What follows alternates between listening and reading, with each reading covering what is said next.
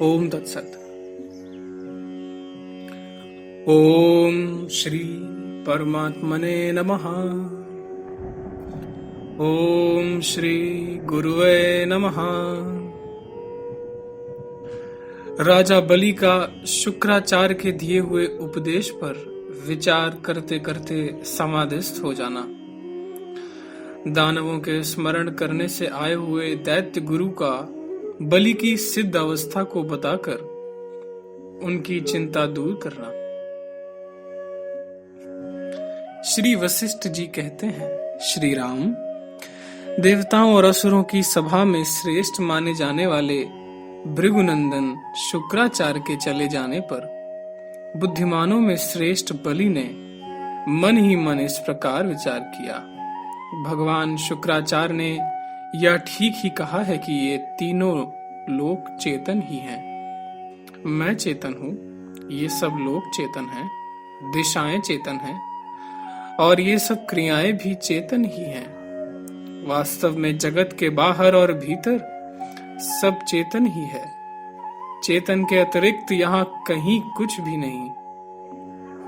इंद्रियां चेतन है, शरीर चेतन है, मन चेतन है, उसकी इच्छा चेतन है, भीतर चेतन है, बाहर चेतन है, आकाश चेतन है, समस्त भाव पदार्थ चेतन है तथा इस जगत की स्थिति भी चेतन ही है। अर्थात जो कुछ भी है वह एक सच्चिदानंद घन परमात्मा का ही स्वरूप है। वहां केवल चेतन ही चेतन है, दूसरी कोई कल्पना ही नहीं। संसार में जब द्वैत की संभावना ही नहीं है, अर्थात एक चेतन परमात्मा के सिवा दूसरी किसी वस्तु की सत्ता ही नहीं, तब कौन किसका शत्रु है और कौन किसका मित्र। बहुत विचारने से भी इस विशाल त्रिलोकी के भीतर चेतन से अतिरिक्त दूसरी कोई वस्तु सिद्ध नहीं होती। उस अतिशय शुद्ध सच्चिदानंद परमात्मा में ना द्वेष है, ना राग, ना मन है, ना उसकी वृत्तियां ही। फिर उस चिन्मय परमात्मा में विकल्प की कल्पना हो ही कैसे सकती है। मैं सर्वत्र विचरने वाला व्यापक नित्यानंदमय विकल्प कल्पना से रहित तथा द्वैत से शून्य सच्चिदानंद घन परमात्मा ही हूँ। मैं आकाश के समान सर्वत्र व्याप्त अनंत और सूक्ष्म से भी सूक्ष्म हूँ। इसलिए ये सुख दुख आदि की दशाएं मेरे पास नहीं फटकने पाती। इस प्रकार विचार करते हुए ही परम विवेकी दैत्यराज बलि ओमकार से प्रकट हुए उसकी अर्धमात्रा के अर्थभूत तुरीय परमात्मा का चिंतन करने लगे और चुपचाप समाधिस्थ हो गए। उस समय बलि के सारे संकल्प शांत हो गए, समस्त कल्पनाएं विलीन हो गईं। उनके भीतर किसी प्रकार की शंका नहीं रह गई। वे ध्याता ध्येय और ध्यान से रहित हो गए। उनकी बुद्धि से चेत चिंतक और चिंतन की त्रिपुटी दूर हो गई।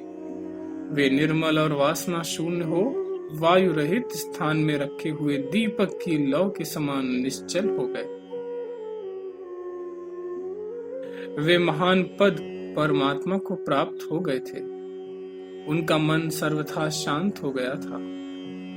वे वहां रत्न निर्मित वातायन खिड़की में दीर्घ काल तक उसी तरह अविचल भाव से बैठे रहे, मानो प्रस्तर में खोदी हुई मूर्ति हो। रघुनंदन तदनंतर बलि के अनुचर दानव लोग स्फटिक मणि के बने हुए उनके महल की ऊंची अट्टालिका पर क्षण भर में चढ़ गए। डिंब आदि धीर मंत्री, कुमुद आदि सामंत, सुर आदि राजा, वृत्त आदि सेनापति, हैग्रीव आदि सैनिक, चाक्राज आदि भाई बंधु, लड़ुक आदि सुरत, बल्लुक आदि लाड़ लड़ाने वाले सखा, हाथ में भेंट लेकर उपस्थित हुए कुबेर, यम और इंद्र आदि देवता, सेवा का अवसर चाहने वाले यक्ष, विद्याधर और नाग उस समय बलि की सेवा के लिए उस स्थान पर आ पहुंचे। इनके सिवा त्रिलोकी के भीतर निवास करने वाले अन्य बहुत से सिद्ध भी आए। उनके पास आकर उन सबके मुकुट प्रणाम के लिए झुक गए। उन सब ने बड़े आदर के साथ राजा बलि को देखा।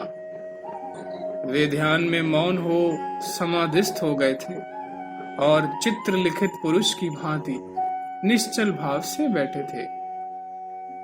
उस अवस्था में उनका दर्शन करके अवश्य कर्तव्य प्रणाम आदि कर चुकने पर वे महान असुर पहले तो उन्हें निष्प्राण समझकर विषाद में डूब गए, परंतु उनके मुख पर छाई हुई प्रसन्नता देख विस्मित हुए। तत्पश्चात रोमांच आदि आनंद के चिन्ह देखकर वे स्वयं भी आनंद मग्न हो गए, परंतु उस समय अपना कोई रक्षक न देखकर वे भय के कारण शिथिल होने लगे। फिर दानव मंत्रियों ने यह विचार किया कि अब यहाँ हमारे लिए कौन सा कर्तव्य प्राप्त है। यह विचार आते ही उन्होंने सर्वज्ञ पुरुषों में श्रेष्ठ दैत्य गुरु शुक्राचार्य का स्मरण किया। स्मरण करते ही दैत्यों ने देखा भृगुनंदन शुक्र अपने तेजस्वी शरीर से वहां उपस्थित है। असुरों ने उनकी पूजा की। फिर वे गुरु के उच्च सिंहासन पर विराजमान हुए। तदनंतर शुक्राचार्य ने दानवराज बलि को देखा, जो मौन भाव से ध्यान मग्न होकर बैठे थे। क्षण भर विश्राम करके शुक्राचार्य ने बड़े प्रेम से बलि की ओर देखा और विचार करके वे इस निश्चय पर पहुंचे कि बलि का संसार रूपी भ्रम नष्ट हो गया है। तत्पश्चात गुरु ने उस दैत्य मंडली से कहा, दैत्यों, ये ऐश्वर्यशाली बलि अपनी विचारधारा से ही विशुद्ध परम पद को प्राप्त होकर सिद्ध हो गए हैं। यही अतिशय शांतमय परमानंद है। दानव शिरोमणियों, ये इसी तरह समाधि में स्थित हो अपने परमानंद स्वरूप आत्मा में नित्य स्थिति को प्राप्त हो और निर्विकार परम पद का साक्षात्कार करें। दानवों, जैसे थके हुए पुरुष को विश्राम मिले, उसी प्रकार ये बलि भी चित्त की भ्रांति से रहित हो परम विश्राम को प्राप्त हुए हैं। इनका संसार रूपी कोहरा अज्ञान शांत हो गया है, अतः इस समय तुम लोग इनसे बातचीत न करो। जैसे भूतल पर रात्रि के अंधकार एवं निद्रा आदि के शांत होने पर दिन में सूर्य की किरणों का समुदाय प्राप्त होता है, उसी प्रकार इनका अज्ञान युक्त भ्रम दूर हो जाने पर अब इन्हें अपना ही प्रकाश प्राप्त हुआ है। समय आने पर ये स्वयं ही इस समाधि से जाग उठेंगे। दानव नायकों, तुम सब लोग अपने स्वामी के कार्य करो। ये राजा बलि 1 सहस्त्र वर्ष पर समाधि से उठेंगे। गुरुदेव के ऐसा कहने पर दैत्यों ने हर्ष, अमर्ष और दुख से उत्पन्न हुई चिंता को त्याग दिया तथा पहले की व्यवस्था के अनुसार बलि की राज्य सभा का सुदृढ़ संगठन करके वे सभी असुर यथाधिकार अपने अपने कार्य में संलग्न हो गए।